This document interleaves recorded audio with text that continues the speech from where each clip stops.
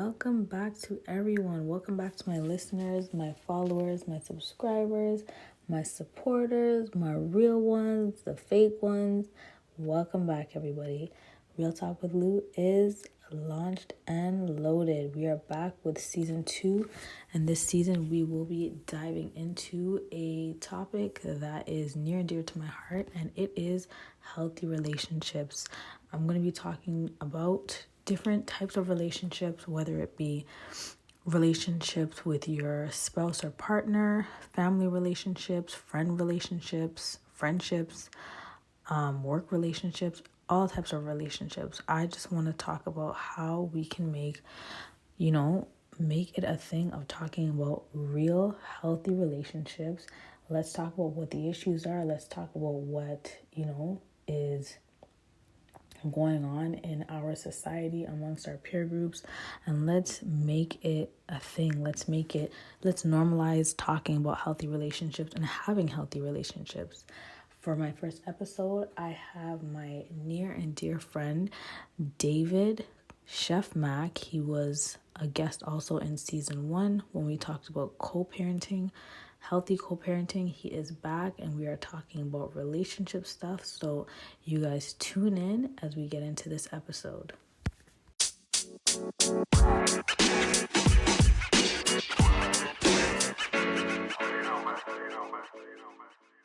All right. So what are we talking about today? You're going to talk about partnership, no? Yes. Partnership. Your post that you posted. Should relationships be 50-50 or 100-100?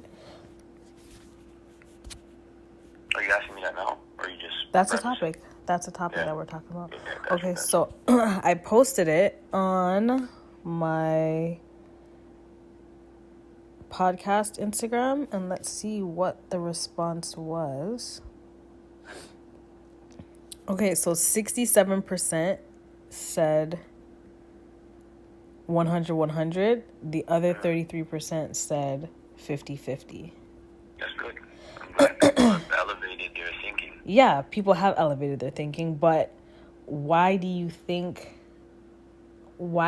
people are still on the 50-50 side? I think that's just an old mantra. That's a tired methodology that people have been raised to believe is the correct way of being. Mm-hmm. I really do believe that the way people view relationships is from a jaded scope. Like, a lot of us have been hurt. A lot of our parents have been through things. A lot of people are raised by single parents.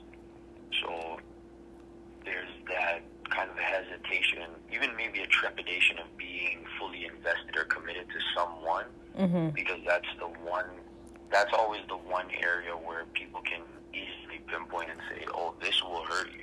So if we know that this is going to hurt you, we can kind of guarantee that that's a very highly likely outcome, then maybe you shouldn't be so invested. You shouldn't go so hard, Okay, so I hear your side, and I agree, but I have a little reservation, and this is my reservation. 50-50, yeah, it's an old school mentality. It's an old school way of thinking because, in our parents' and grandparents' day, typically it was the man works, the woman takes care of the house. So, that's where the split is. Now, in 2022, most households have 2 people working, right? So if you're going out to work as the man, I'm working as the woman. Even now in society, the man doesn't want to do things that a woman does in the home. They believe that, if they're providing, that's where their job ends, right? My thing is, when you talk about, in a relationship, everyone has to give their 100. Yo, what if your 100 doesn't level up to my 100? Then why are we in a relationship? But people are in relationships like that. More times people are in relationships where one person is putting out more than the other person. Rare do you find 2 people in a relationship where they're giving, like, each person is honestly giving their best effort like their full 100% what they can put into the relationship. Yeah, I disagree with you, because and even I think even your approach to it still stems from that old school mentality and that old school way of being, because if you break it down, right? Mm-hmm. For somebody to say that, oh, the woman being the homemaker and the guy being the sole provider, that's 50-50. That's not 50-50. You know what I'm saying? That's not one person's job is easier than the other. If the woman's staying at home raising the kid, taking care of the home, taking care of the finances, doing all that kind of stuff, that's still a full-time job. It is a full-time job. And I think, like, I don't know, I personally believe in the old school mentality. Like, I believe that, you know, if a man doesn't want to do all the taking care of the house and, you know, nurturing children, like, men aren't innately born to nurture children. They're born, like, men, if you go all the way back to biblical days, the man is the provider. You know, man goes out and gets food and gets things done for the household, and the woman takes care of the kids and nurtures. So I think it's a fair deal if, you know, you're in a relationship and you want me to take care of the kids, take care of the house, you know, do all the things that the traditional woman does. I think you should go out and work. Like, a man should, if that is what you want as a man, make your woman a stay-at-home mom, or you know, or a homemaker, or whatever, like, whatever, wherever it falls. And I don't disagree with that entirely, because every relationship is going to be as unique as a fingerprint, and so whatever works for you is what you should try to strive for and accomplish in your relationship, however that looks. And like I said, it still doesn't change the way that I view the 100, because whatever your 100 is, there's no two people who are going to be identically equal in their efforts, or what is important to them, or what matters to them. So True. I'm going to do things that it might be hard for me to do, but it's what you need. So now, if I'm going to sit there and just calculate my 100 based off of that and say, the effort that I'm giving, you could be doing something that is really challenging for you that you're doing only because of me. You know what I'm saying? So you could be looking at it like, yo, this is me giving my best effort because, you know, this is challenging for me. And then even on the vice versa, on the flip side, if something is really easy, but it's something that's vital to you in a relationship, you can't look at me and say I'm not giving my 100 just because I have an ease to which I carry myself. You know what I mean? Okay, so for example, now give me from your perspective, what does putting in 100 look like for you? What does putting in 100 look like for me? Yeah, in your relationship, like, in my current relationship. Just in general, like, you're in a relationship, right? What does putting in 100% effort look like? Yeah, no, I'm gonna use my current relationship. There's no need to hypothetically speak. You know, Okay. The reality is for my girlfriend, who is not a very outwardly expressive person naturally. You know, the effort that she puts forth into having certain emotionally charged conversations, or being willing to hear certain things, or being open to listening, that's a maximum effort for me. You know what I mean? Because I'm not only just by her saying that, you know, this is a challenge for me, or this is something that I'm not used to, it's also seeing and understanding her behavior when it comes to certain things. So when I see her making that effort, when I see her not just letting things slide, or, you know, avoiding certain conflicts or confrontations, that for me is a maximum effort. When you're able to recognize in your partner the things that are challenging for them, and you can see an honest effort, that to me is maximum. You know, that's the utmost you can ask for somebody, because they're not, like I said, no two people are identical in their efforts or understand. So as long as I can sit back and see that, okay, we both kind of understand, not just from her telling me, but from me seeing and me knowing what I need in terms of emotional investment, we can both see and understand that, okay, if we're talking about the scale from 1 to 10, right now you're sitting at a 6. So if you're at a 6 right now, but every day you're like 6'1", 6'2", 6'3", every day I can see that effort, then yeah, that's maximum. I can't use more of a person, right? And then in terms of goals, my belief and my understanding right now in 2022 is that the roles are different, as I alluded to with the uniqueness of each relationship being compared to a fingerprint. Yeah. It's like, yeah, every relationship is going to be different. Every way of being is going to be different. So I don't subscribe to a one size fits all in terms of that. So if No, a girl, you can't. Like if your girl makes a lot more money than you, and you guys have kids, and now you take a part job and you're home more with the kids and you're doing that kind of stuff, then that's perfect. I love that. If you're the breadwinner and you express that you want your woman to be a homemaker, like you said, and she's willing to make that sacrifice, because it is a sacrifice to not have that independence and stuff. Yep. If she's willing to do that and stay home, then I love that. That's perfect. That works for you guys. If both of you guys are working hard and both have great careers, and you know what I mean? Like there's so many different nuances, but I don't think there's one way to go about it. So as long as it's mutually beneficial for both people, and your relationship can grow from the place where it's fit, and you can accomplish things you want, however you decide to get it, however you get it. I hear that. I 100% agree with what you just said. I recently seen a reel on Instagram, and I can't remember who, it was a pastor. I'll link it in the description of the episode. But basically he was saying you basically have to love somebody and give your relationship the effort, not that you want to give, but the effort that the person wants from you.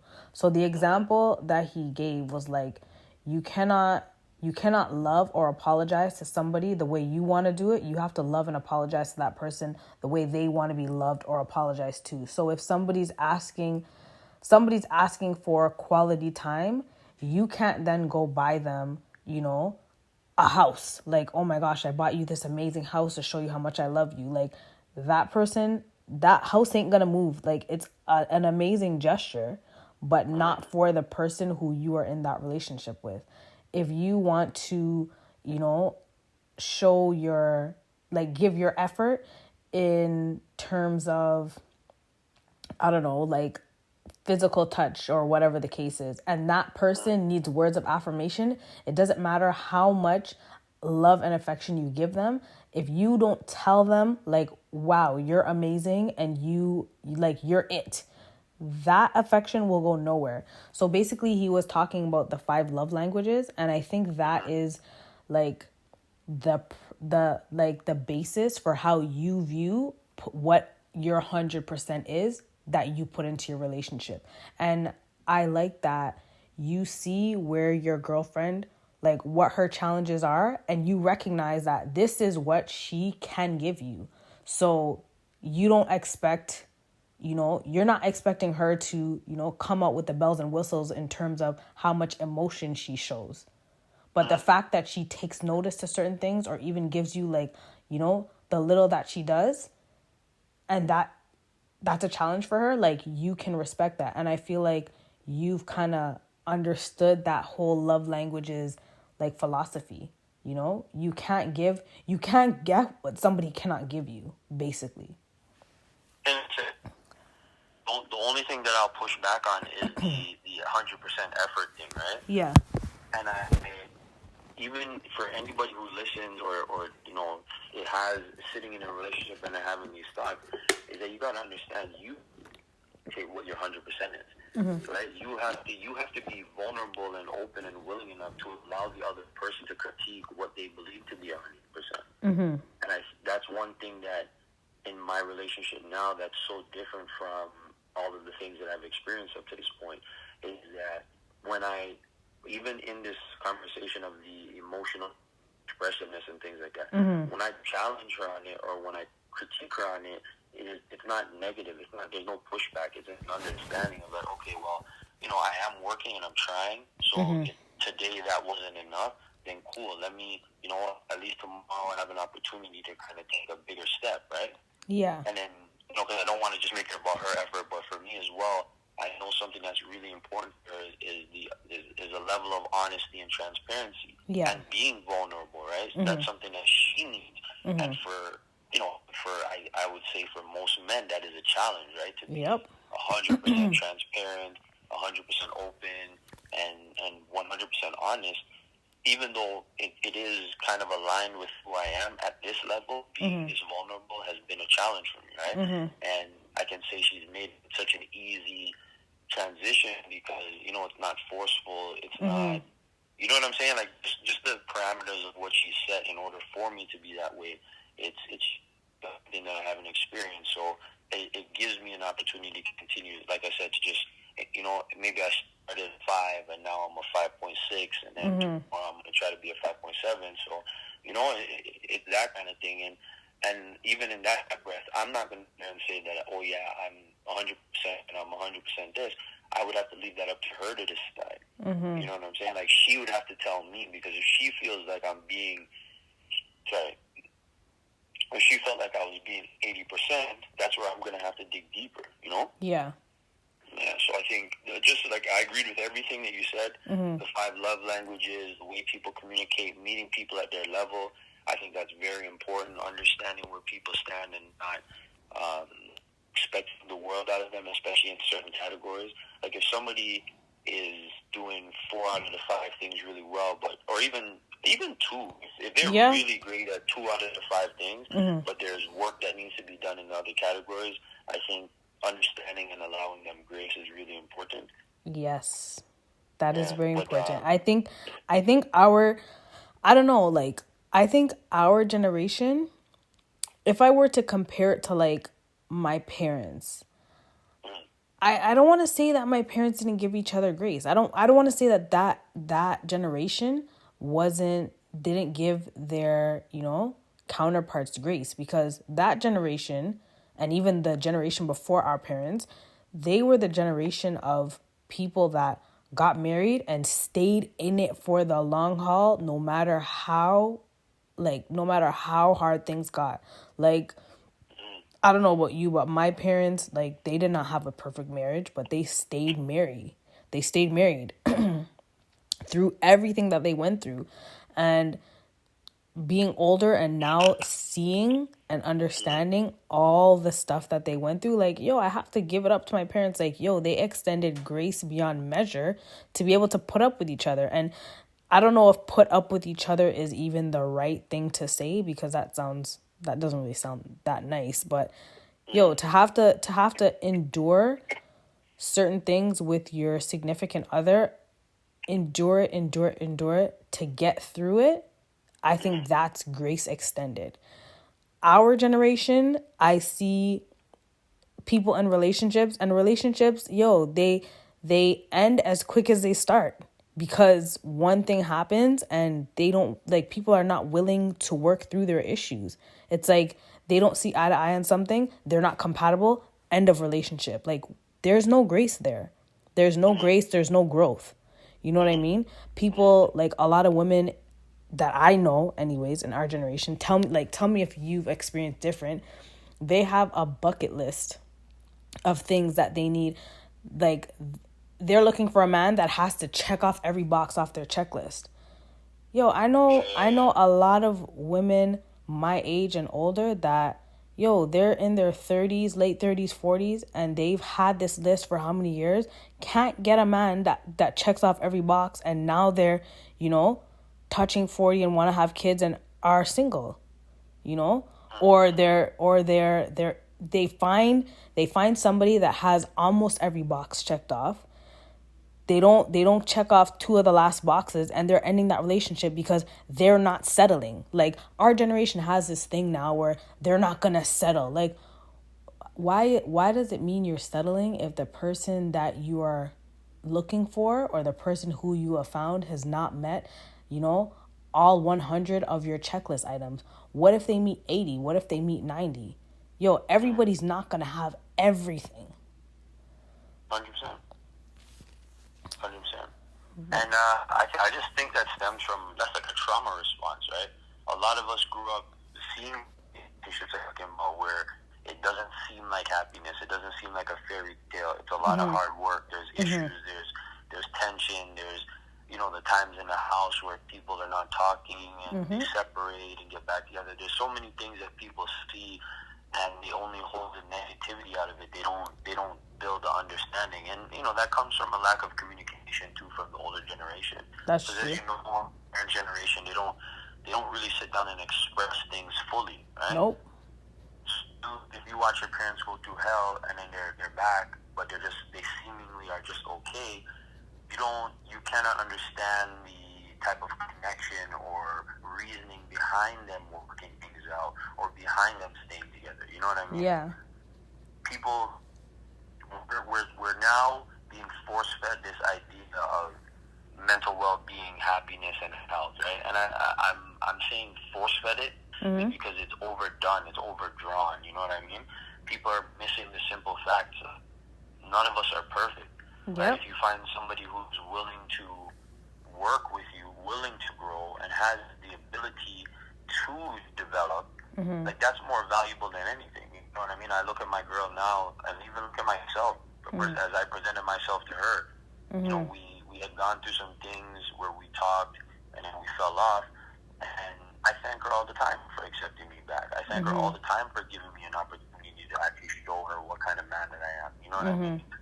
Because she didn't have to. If she had taken that same mentality, or if I had taken that same mentality of like, oh well, you weren't really trying to be on what I was trying to be on, so now let me just say, you know, F it, I'm out of here, we wouldn't have the amazing relationship that we have now. And even to go further to say, if we didn't take the time apart that we took, and we didn't have the experiences outside of one another that we had, I don't think we would be as good as we are today.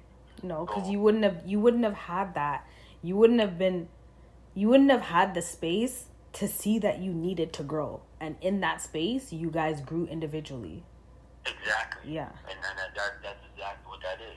So it's like people nowadays, they want the finished product. People want the celebration of the race, but they don't want to do the practice. They don't want to do the trials. They don't want to do, you know what I'm saying? Like they don't want to do that work.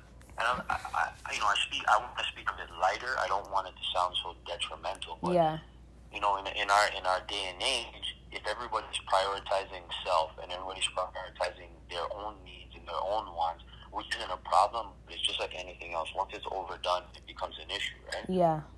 So if you're just prioritizing those things, that's not conducive to being in a relationship, because you know, and I know, there's moments where you just lose. Like you have to sacrifice in order for the situation to move forward.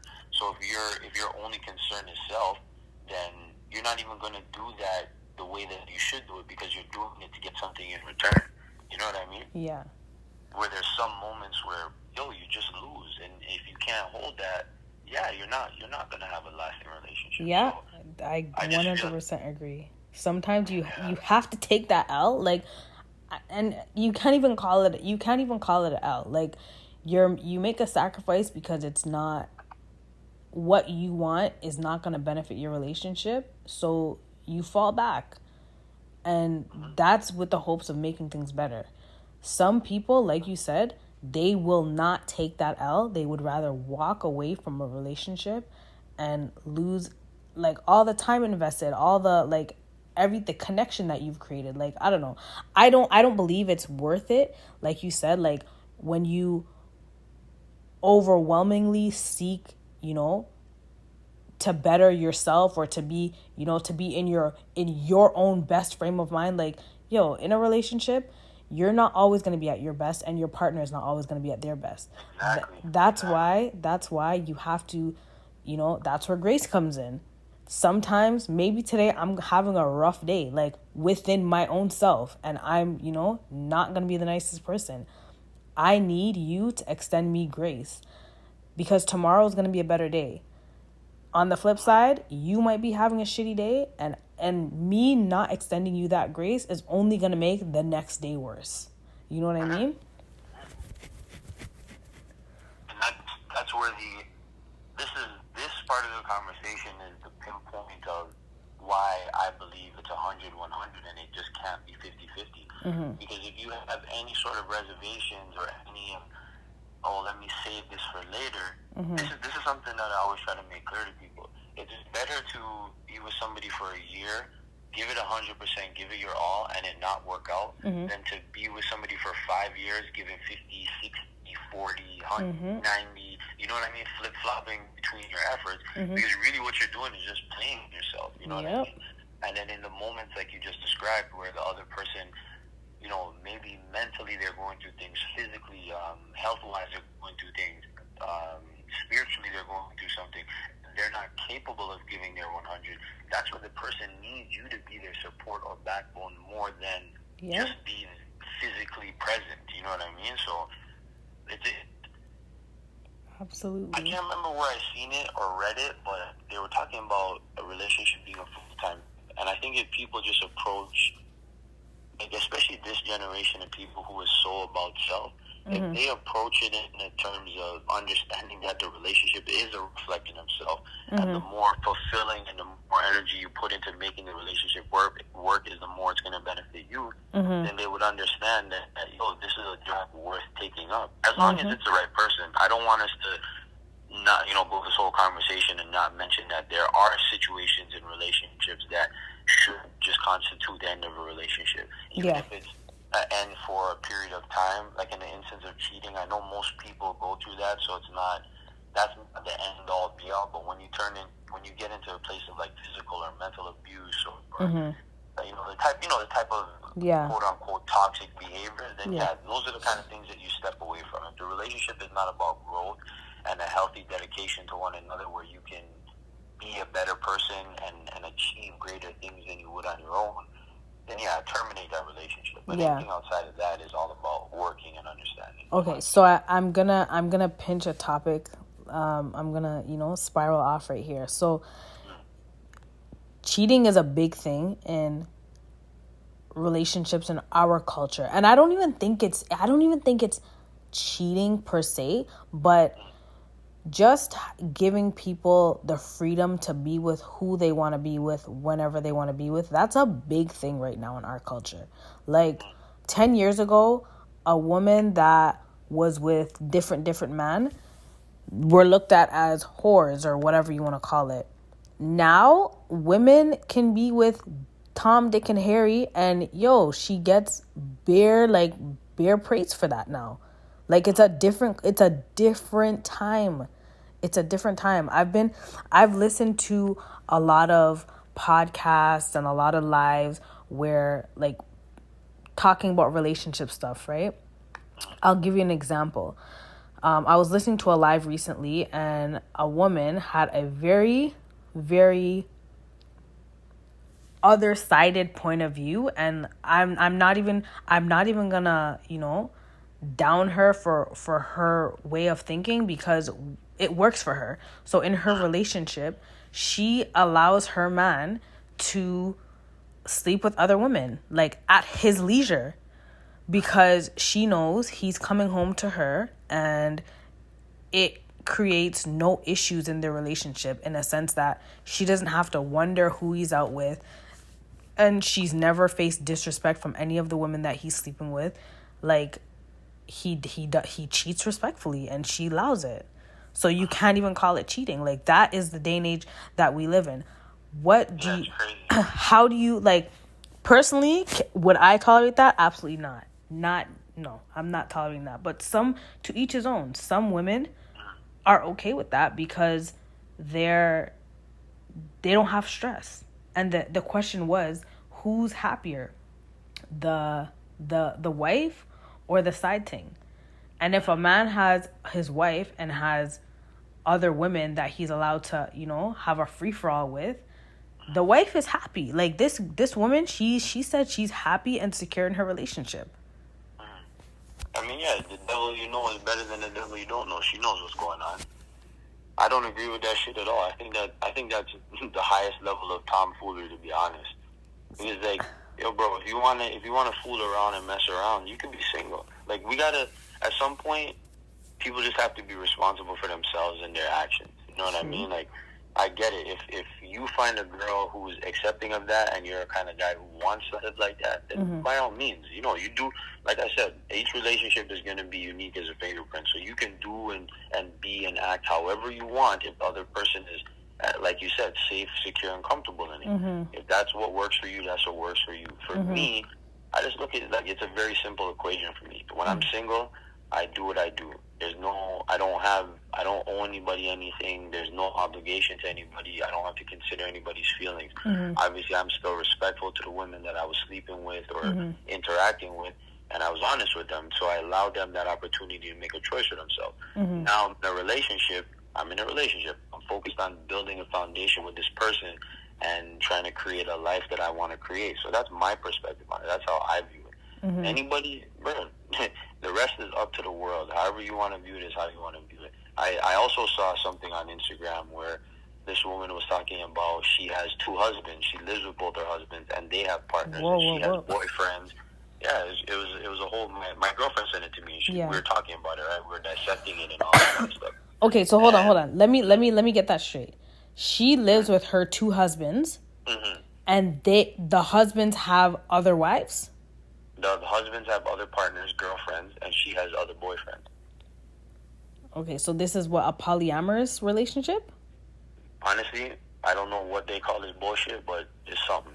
They call it something. Because, okay, polygamy is one thing, okay?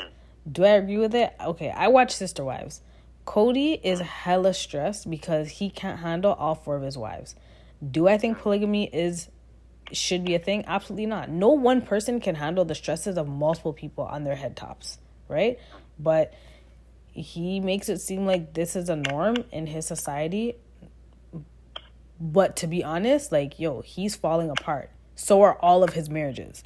But that's on one side. You hear people talk about polyamorous relationships, like swingers and stuff like that. I don't know. That's a little crazy to me still. Like, no, people just want their cake and eat it too. You want the security and safety of having somebody there, but you also want the freedom to be able to go out and explore. And again, be single and do that. I'm not knocking it. Yeah, exactly. Be single then, right? I'm not knocking it. I'm not telling anybody what it should be right or wrong for them. I'm just simply saying I don't agree. Like, I wouldn't do that. You know what I mean? I wouldn't want to put my girl through that. I don't know what it takes to build that kind of relationship. I don't know what you have to do and go through to get there. But for me, those are just sacrifices that I personally am not willing to make. Yeah. I want to know that I'm with my girl. We're trying to build a life. We're going to get married. It's going to be me and her.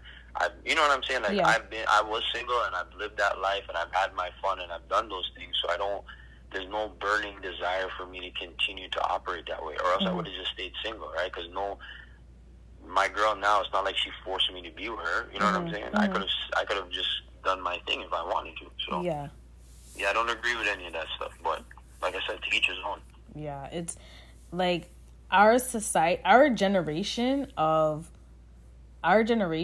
the way they look at relationships, to me, it is crazy. That's why, like, I believe in traditional ways of doing things. Like, I believe in marriage. I believe in, being faithful and committed to one person. And if it doesn't work, you try. You put out your best effort, so you can't say you didn't try. And if it doesn't work, you separate and you move on. You know what I mean? Yeah, 100%.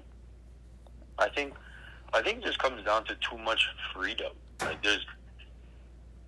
and again, it's a good thing overdone and overused, because yes, we do deserve a different type of freedom. Yes, we deserve opportunities to express ourselves and to have autonomy over our own decisions to a certain extent, for sure. I don't want to take any of that away from people. But when you start trying to label things what they're not, that's when things become confused and misguided. Because the situation I told you about with the girl on Instagram, or the woman on Instagram, those are not legally both your husband. Nope. Like, you can only legally be married to one person. Exactly. So it's like, let's not call a heart a spade. Like, that's where the problem is. That's where things become unhealthy. That's where there's a level of delusion and there's a level of I want to say shadiness. There's kind of a veil put over obvious foolishness. You know what I'm saying? So it's like, bro, if you want to, as as that woman, if you want to have multiple partners, just say you have multiple partners. Yeah. Don't try to make it sound like, oh, because these two guys live with you now, that because of their significance to you, you're trying to elevate them above what the foolishness is that you're a part of. That just makes it sound dumb. Because if you're somebody who wants to have that type of freedom, then you're basically pushing against the regular constraints of a relationship. You're pushing back against the norm.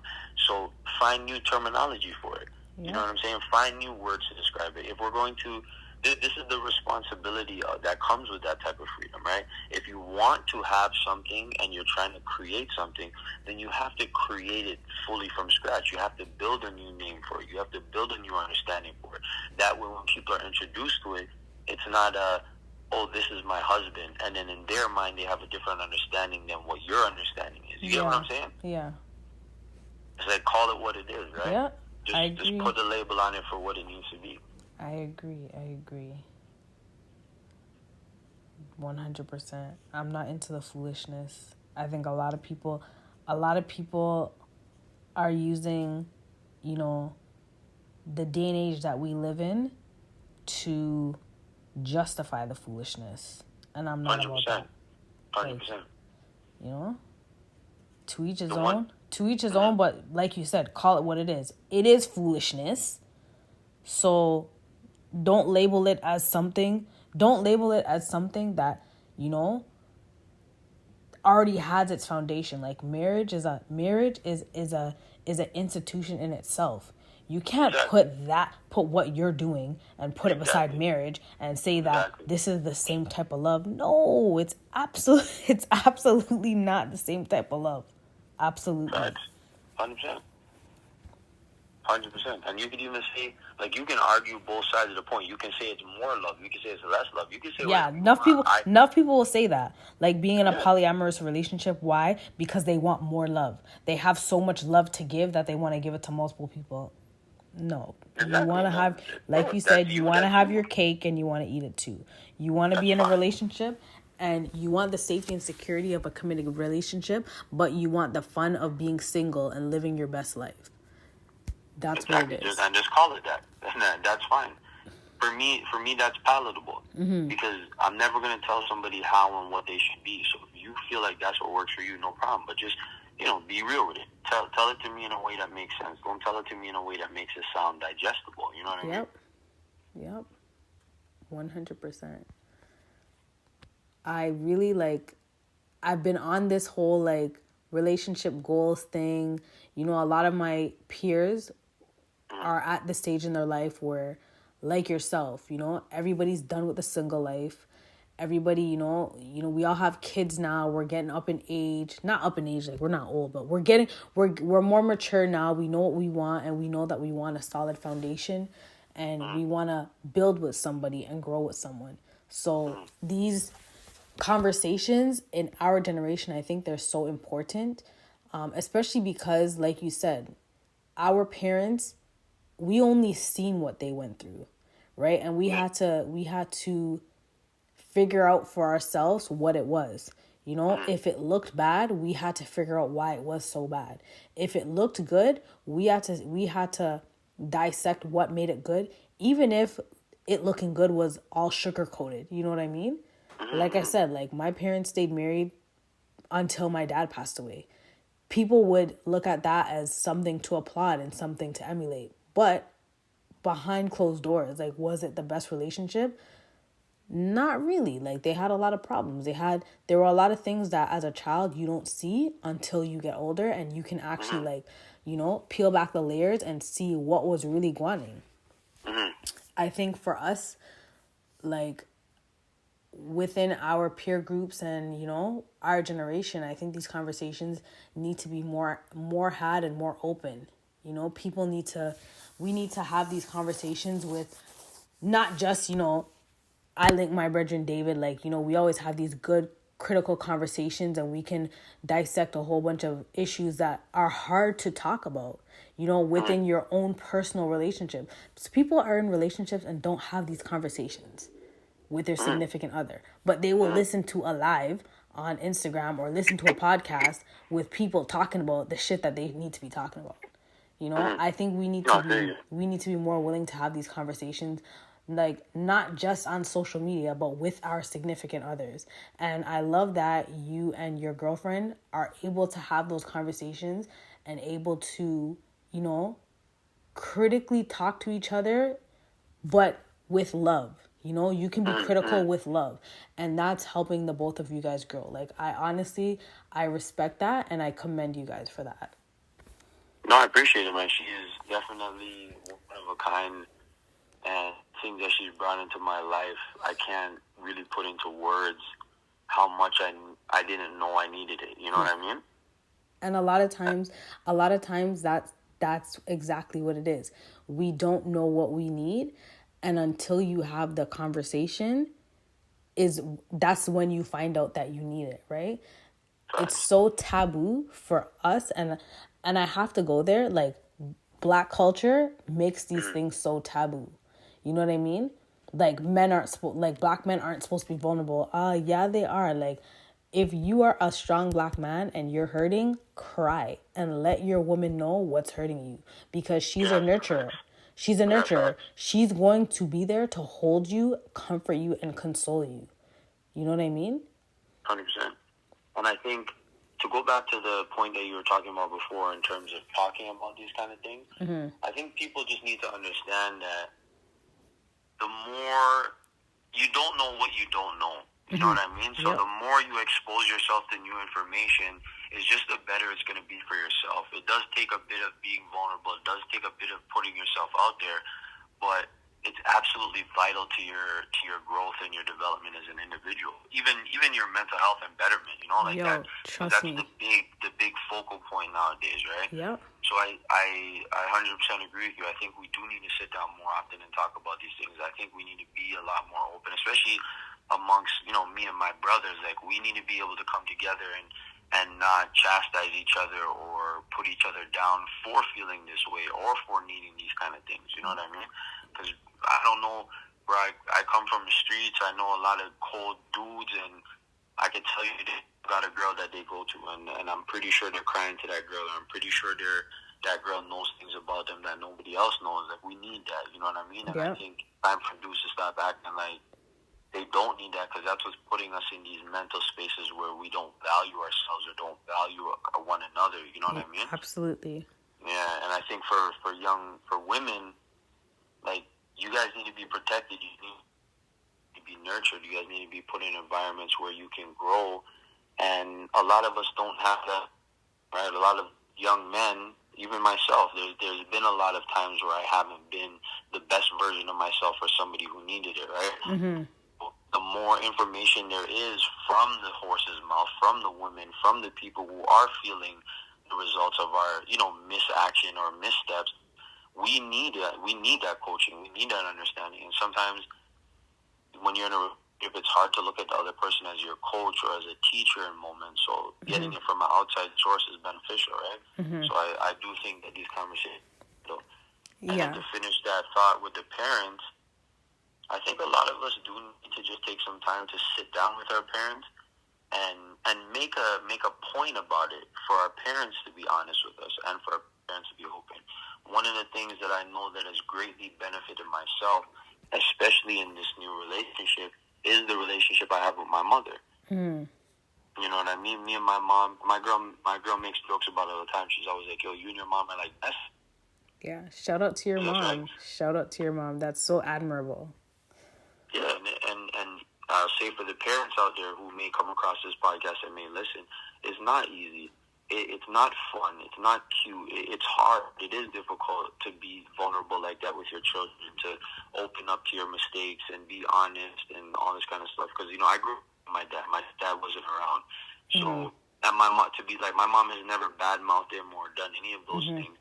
But what she has always done, she's always been honest with me about their relationship and their interactions and the kind of person he was to her and her perspective, and never in a demonstrative way. So that's the kind of thing that, you know, helped me build a lot more respect for my mom. It helped me build a deeper understanding and care and compassion for what she's been through with my dad. Even him not being there, I still can think about him, talk about him without the hate or the anger, animosity. Not all the time, because obviously I still do harbor what I harbor, and I don't have his side of the story. But you know what I'm saying? It just gives me a better understanding even of who I could potentially be as a man, because I am of my father, right? Yeah. So I think for parents, especially with grown kids, is vital. If you don't want to see them make the mistakes that you made, if you do want to see them in relationships, it's okay to be honest. You can come out and say, "Yo, I'm with your dad because A, B, and C." I never want to find A, B, and C because it's here. I'll deal with the rest of the alphabet. That's all bullshit. Just because I know A, B, and C is never going to change. Yeah. Those are crucial conversations. Those are vital conversations. Yeah. When my mom told me about my dad and his cheating nature and the way he was, that was something that was a very clear, easy thing for me to say, okay, cool. If there's one thing I know I'm not going to do in a relationship, I'm not going to cheat. I'm not going to mistreat my woman. If I feel the way I feel, I'm just going to leave. You know what I mean? Yeah.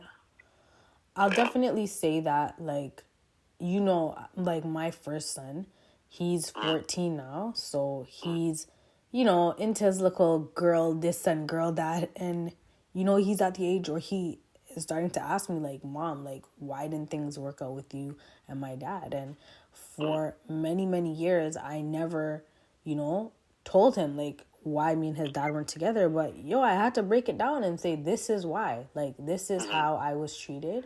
And this is how I never want you to treat another woman. You know what I mean? As my son, you've seen your mom, struggle with, so many aspects of life by herself with your dad not there. Like, I don't want you to have to put a woman through that and then end up having a child to go through what you went through, because he has trauma from that. And, at the age of 14, as young as he is, he's like, I know the type of dad I want to be when I grow up. I know the type of man I want to be when I grow up. He doesn't want to be that. Not that he doesn't, like, I've never raised him to resent his dad. I've always told him, like, that's your dad. Love and respect your dad at all times. Like, don't ever disrespect your dad. That's one thing I'm not going to tolerate. You know what I mean? But he knows who he doesn't want to be based on what he's seen his mom go through, what he endured himself, right? And now from what he knows, which is my side of the truth, it's for him now to go to his dad and get his side of whatever his side is, and he can pick sense out of whatever it is that he gets from that side and base like put it beside how he lived his life, like, what makes sense, what doesn't make sense. But I love that you have that relationship with your mom. I'll be honest, for a very long time, I didn't have that relationship with my son. I was the strict mom, not the friend, the mom. And, he came to me, he's like, Mom, like, sometimes you need to soften up a little bit. And I'll say this.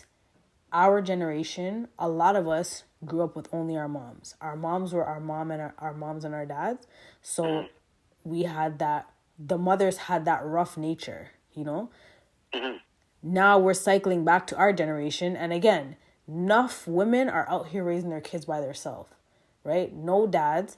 And I'm not going to say that a lot of dads are not present, because to be truthful, a lot of dads in our generation are very present for their kids, very present. And I tell all of them, like, yo, 2 thumbs way up. I take my hat off to all the dads that are out there in their kids' lives right now. And it's more than what mainstream media makes it out to be. Like, they want to make it that the statistics is that so many Black kids don't have their dads in their lives. It's actually the contrary. I know a lot of kids right now that their dads are well in their lives. They may not be with the mothers, but they are very present in their kids' lives, and I commend those dads. You know what I mean? But I just went off on a tangent. Let me reel back. But yeah, no, my son's like, Mom, like, you're kind of a little bit too rough. Like, you need to soften up, because sometimes I just want to talk to you about stuff. And I'm like, yo, like, I really had to dial it all the way back. And like, He's 14. He's like, Mom, I'm going to be 18 in 4 years. Yeah. And then I'm going to be gone. Like, I'm going to college. Like, he doesn't want to stay here for college. He wants to go away. So I'm like, yo, shoot, I have the next 4 years to really make the most of my relationship with my 14-year-old. And like, you know, now we talk, we chill, you know, we're more open with each other.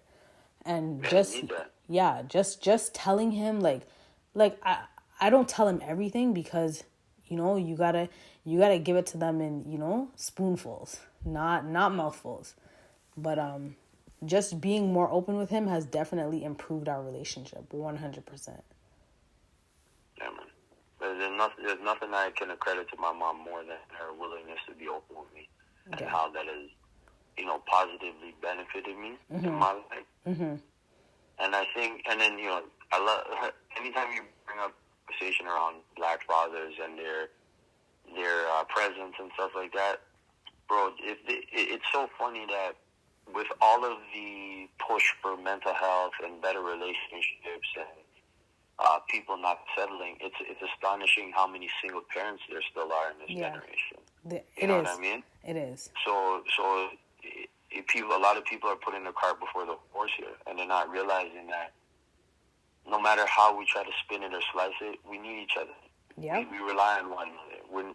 We're designed in two halves to make a whole. That's kind of what we're put on this earth to be. Exactly. So running away from it or chastising people for, you know, making certain amendments or sacrifices to the things they believe in, it's kind of counterproductive and counterintuitive. So people have to really sit back and start to understand themselves a little bit more. Start to hold themselves to a better standard and more accountable, and just look at it like, yo, this is kind of inevitable, right? Yeah. I want people to stop thinking that, yo, it's okay to raise kids by yourself. Nope. I 100% agree with you. I 100% agree with you, and I also am not. I don't subscribe to the whole, okay, I'm not saying women don't be independent or men don't be independent. I'm saying for women that say they don't need a man, I don't subscribe. Minna subscribe. As you said, we were designed as two halves to make one, right? From biblical times, and I'll always go back to the way God designed man, right? God said it was not fit for man to be alone, so he created woman, right? You're not supposed to be on this earth by yourself.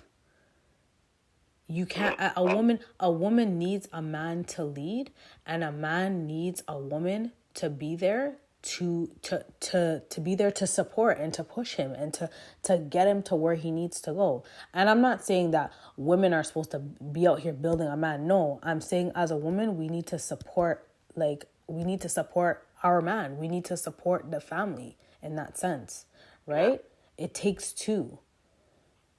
And you're absolutely right. We should not, like, single parenting is not, it's not the way life was ordained to be at all. Yeah.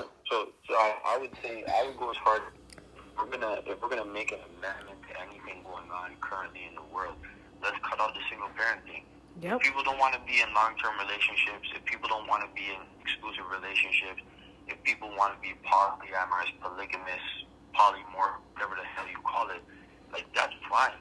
But there's a lot of kids who are still cycling through the same trauma because we're still making the same reckless choices. And obviously, I'm a single father, so I'm not excluding myself from that conversation. It's another reason why it's such a big, important push for me to be with somebody and make it work and do what I'm doing right now currently in my relationship.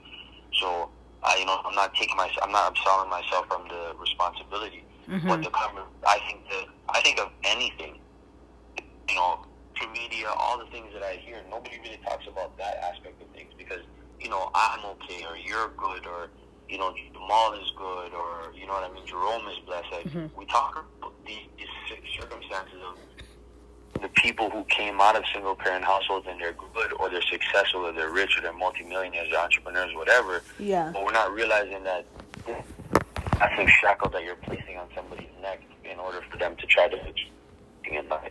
You need both parents. You need, just like we need one another, a child needs both his parents. Like, it's just, you know what I'm saying? So if there's anything that I want people to take away from the podcast, it's, let's sit down as a community and let's build each other up to a point where we no longer make that choice, where that's no longer an option, where that's no longer something that's so subconsciously acceptable. We have to change the way we look at that stuff. Absolutely. I wanna like, before we wrap up, I want to just shout out a couple podcasts and a couple people that I know that are having these conversations, and definitely check them out. I want to shout out Twin Talk with the sisters owners of Mama's Moss. They do a live, I believe it's every Wednesday or Thursday, and they have these relationship talks. Like, they talk about, keeping fathers in the home. They talk about building healthy relationships. They talk about, what it means to have healthy relationships, what people are looking for in relationships. Like check them out. It's always a really good conversation, and things get really lit. I'm not even gonna lie.